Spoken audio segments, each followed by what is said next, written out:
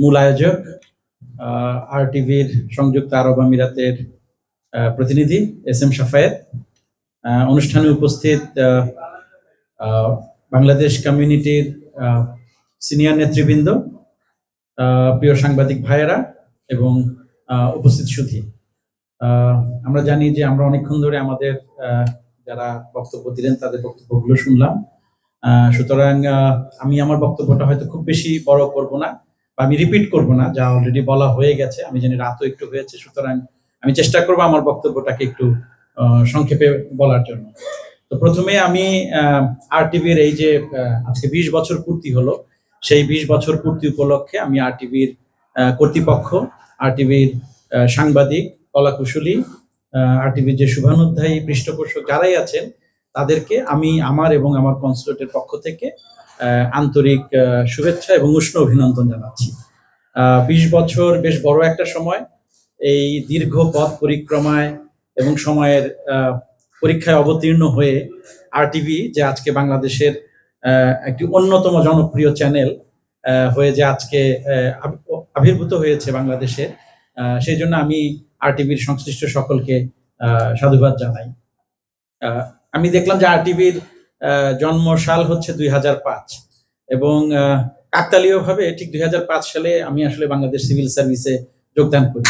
তো সুতরাং আমি দেখছি যে আসলে আমার সিভিল সার্ভিসের যে বয়স এবং আর টিভির বয়স ঠিক একই। তো সেটা আমার জন্য মনে হলো যে আমি এক ধরনের একটা কানেক্টেড ফিল করছি আর টিভির সাথে। এবং আমরা যখন, আমার মনে আছে যে যখন আর টিভি প্রথম শুরু হয় সেই সময়টায় বাংলাদেশে খুব বেশি, এখন যেমন অনেক টিভি চ্যানেল আছে, অনেক সংবাদ চ্যানেল আছে, বাংলাদেশে কিন্তু ঠিক অত বেশি প্রাইভেট চ্যানেল ছিল না। বিটিভির বাইরে হাতে গোনা কয়েকটা টিভি চ্যানেল ছিল। তো সেই সময় আমরা দেখতাম যে আর টিভি একটি বিশেষভাবে মানুষের দৃষ্টি আকর্ষণ করতো কয়েকটি বিশেষ কারণে। একটা হচ্ছে আর টিভির টেকনোলজি, এবং খুব, আমি যদি সাধারণভাবে বলি, এটা খুব ঝকঝকে ছবি দেখা যেত অন্যান্য চ্যানেলের চেয়ে। তার ফলে মানুষের দৃষ্টিটা প্রথমেই আর টিভির দিকে যেত। এর বাইরেও ছিল আর টিভির বেশ রুচিশীল কিছু প্রোগ্রাম তারা করতো সেই সময়। আমার মনে আছে, আমার তখন বয়স আরো কম ছিল, আর টিভির নাটকগুলো খুব জনপ্রিয়তা পেয়েছিল। আমার মনে হয় সেই জায়গাটা থেকে শুরু করে ধীরে ধীরে আর টিভির সংবাদের জায়গাটাকেও ধীরে ধীরে বাড়িয়ে নেয় এবং করে যে আজকে যে জায়গাটা এসছে, এবং আজকে আর টিভি কিন্তু বাংলাদেশে অন্যতম একটা, আমি বলবো যে মেইন স্ট্রিম চ্যানেলের মধ্যে অন্যতম একটা গুরুত্বপূর্ণ এবং অন্যতম জনপ্রিয় চ্যানেল হিসেবে আবির্ভূত হয়েছে। তো আমি যেটা বললাম যে সেই সময় আমার হয়তো অনেক সময় আমরা বিনোদনমূলক অনুষ্ঠান দেখতাম, সংবাদগুলো ফলো করতাম। তো জীবনের এই পর্যায়ে এসে আসলে হয়তো বিনোদনমূলক অনুষ্ঠানগুলো অত বেশি দেখার সুযোগ হয় না সময়ের কারণে বা ব্যস্ততার কারণে। তবে আমি একটা জিনিস যেটা করি, যে সংবাদের জায়গাটাকে আমি অবশ্যই ফলো করার চেষ্টা করি। এবং এখন যেরকম একটা সুবিধা হয়েছে যে আসলে অনেক সময় সংবাদ পুরোটা দেখতেও হয় না। আমাদের চ্যানেলগুলো যেটা করেছে, সুন্দর সুন্দর করে ওনারা বিষয় ভিত্তিক বিভিন্ন ক্লিপিং করে এটা সামাজিক যোগাযোগ মাধ্যমে দিয়ে দেন, যার ফলে আমাদের পুরো সংবাদ না দেখে অনেক সময় আমাদের যে বিষয়ে ইন্টারেস্ট থাকে বা যে বিষয়ে ফোকাস থাকে সেই বিষয়ে সংবাদগুলোকে আমরা দেখি। এটাতে আমরা খুব ফোকাসড হয়ে কিন্তু আমরা আমাদের নিজস্ব ইন্টারেস্টের জায়গায় অবগত থাকি। তো যেমন যেটা আমি বলি যে আমি সংবাদের বিষয়গুলো অবশ্যই ফলো করার চেষ্টা করি। পাশাপাশি যদি কোনো সংবাদ যদি সংযুক্ত আরব আমিরাত হয় কিংবা দুবাই ভিত্তিক হয়, তাহলে সেটা কিছুটা নিজস্ব আগ্রহের কারণে এবং কিছুটা আমার পেশাগত কারণে সেটা আমি কখনোই মিস করি না। আমি দেখার চেষ্টা করি যে সেই সংবাদগুলোর কন্টেন্ট কি এবং সংবাদগুলোতে কি বলা হয়েছে। তো সেদিক থেকে আমি সাফায়াতের নিউজগুলো সবসময় ফলো করি। শুধু সাফায়াত না, এখানে আরো যারা আছে, যেমন টেলিভিশন আছে, চ্যানেল 24 আছে, আমি সবার নিউজগুলোই ফলো করি। এবং আমি বলতে চাই যে আর টিভি যে নিউজগুলো করে, বিশেষ করে সংযুক্ত আরব আমিরাত এবং দুবাই সম্পর্কে, আমার কাছে মনে হয়েছে খুব পজিটিভ নিউজ করে, এবং যে নিউজটা আসলে মানে আমাদের সামগ্রিক ভাবে একটা পজিটিভ বার্তা দেয় আমাদের কমিউনিটি সম্পর্কে, আমাদের দেশ সম্পর্কে। এবং আমি শুধু সাফায়াতের যে প্রশংসা করব তা না, আমি মোটা দাগে বলবো এখানে যতগুলো আমাদের মিডিয়া আউটলেট আছে এবং বাংলাদেশের আমি মনে করি প্রায় সকল যেটা আমি বলবো মেইন স্ট্রিম মিডিয়ার সকল প্রতিনিধি বোধহয় আমাদের সংযুক্ত আরব আমিরাত বা বিশেষ করে দুবাইতে আছেন। মোটা দাগে তাদের প্রত্যেকের রিপোর্টই কিন্তু আমাকে আমি খুব ভালোভাবে দেখি, এবং আমার কাছে মনে হয়েছে সেই রিপোর্টগুলো থেকে আমি নিজেও অনেক সময় উপকৃত হই, অনেক জিনিস জানতে পারি। তা আমার মনে হয় আমাদের যে এই যে পজিটিভ নিউজের যে ধারাটা, এই ধারাটা আমাদের সকলের মাঝে অব্যাহত থাকুক। পজিটিভ নিউজ সম্পর্কে একটু বলি যে আমি সাংবাদিকতার ছাত্র নই, কিন্তু পজিটিভ নিউজ বললে আমি খুব সাধারণ দৃষ্টিতে যেটা বুঝি যে নিউজটা হবে সঠিক, যে নিউজটা হবে বস্তুনিষ্ঠ, যে নিউজটা কখনো কোনো বিভ্রান্তি তৈরি করবে না, বা যে নিউজটা আসলে মানুষকে অনুপ্রেরণা যোগাবে। যেমন আমি যদি উদাহরণ হিসেবে বলি যে আমি যদি দেখি বাংলাদেশ কমিউনিটি কোনো একজন উদ্যোক্তা তার নিজের প্রচেষ্টায় ধীরে ধীরে কোনো একটা জায়গা থেকে আজকে একটা জায়গায় উপস্থিত হয়েছে, আমি মনে করি আমাদের মিডিয়াগুলো তাকে ফোকাস করা উচিত।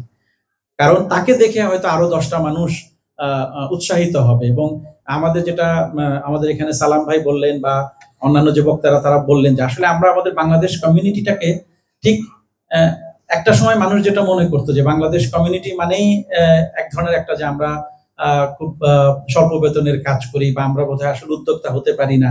তো সেই ধারণাটাকে কিন্তু ভেঙে দিতে হবে, এবং সেই ধারণাটা ভেঙে দেওয়ার জন্য অবশ্যই আমাদের গণমাধ্যমের একটা বিশাল ভূমিকা আছে, আমাদের সিনিয়র যারা কমিউনিটি নেতৃবৃন্দ আছে তাদের একটা বিশাল ভূমিকা আছে। আর আপনারা জানেন আজকে আমাদের যে আমরা যে 2024 সালে আমরা দাঁড়িয়ে আছি, আমরা অনেকেই বলছি যে এটা আসলে আমরা একটা ইতিহাসে একটা সন্ধিক্ষণে দাঁড়িয়ে আছে বাংলাদেশ, যে আমাদের যে হাজার ছাত্র জনতার প্রাণের বিনিময়ে যে আমরা এই সন্ধিক্ষণে এসেছি, আসলে এই সন্ধিক্ষণে এসে আমরা চাইছি যে একটা নতুন বাংলাদেশ আমরা নির্মাণ করতে চাইছি। তো সেই নতুন বাংলাদেশ যখন আমরা নির্মাণ করতে চাইবো, সেই বিনির্মাণে কিন্তু আমাদের যারা কমিউনিটি নেতৃবৃন্দ আছেন এবং বিশেষ করে যারা সাংবাদিক আছেন তাদের সকলকে কিন্তু এগিয়ে আসতে হবে। আর আমি যেটা বললাম পজিটিভ নিউজ মানে এই না যে কাউকে প্রশংসা করে কোনো কিছু করতে হবে বা কাউকে হাইলাইট করে কোনো কিছু করতে হবে, বরঞ্চ কোনো ভালো কাজটা যাতে সবার মাধ্যমে প্রচারিত হয় সেই জায়গাটা দেখতে হবে। পাশাপাশি কোনো জায়গায় যদি উন্নতির কোনো সুযোগ থাকে, আমি কনসুলেটের প্রেক্ষাপটেই বলি যে আমরা যেটা আমাদের ইঞ্জিনিয়ার সালাম ভাই বললেন যে এখানে একটা বিশাল কমিউনিটি আছে, সেই কমিউনিটির প্রত্যাশার জায়গাটা অনেক বড়, সুতরাং কমিউনিটির সকলের প্রত্যাশার জায়গাটা হয়তো আমরা সবসময় পূরণ করতে পারি না। সুতরাং আমাদেরও যদি কোনো সীমাবদ্ধ থাকে বা আমাদের কনসুলেটের ক্ষেত্রেও যদি কোনো জায়গায় উন্নতির কোনো সুযোগ থাকে, আমি আমার গণমাধ্যমের ভাইদেরকে অনুরোধ করব তারা যেন সেই জিনিসটা আমাদের নজরে আনে। সুতরাং আমি এই প্রত্যাশাটা করব।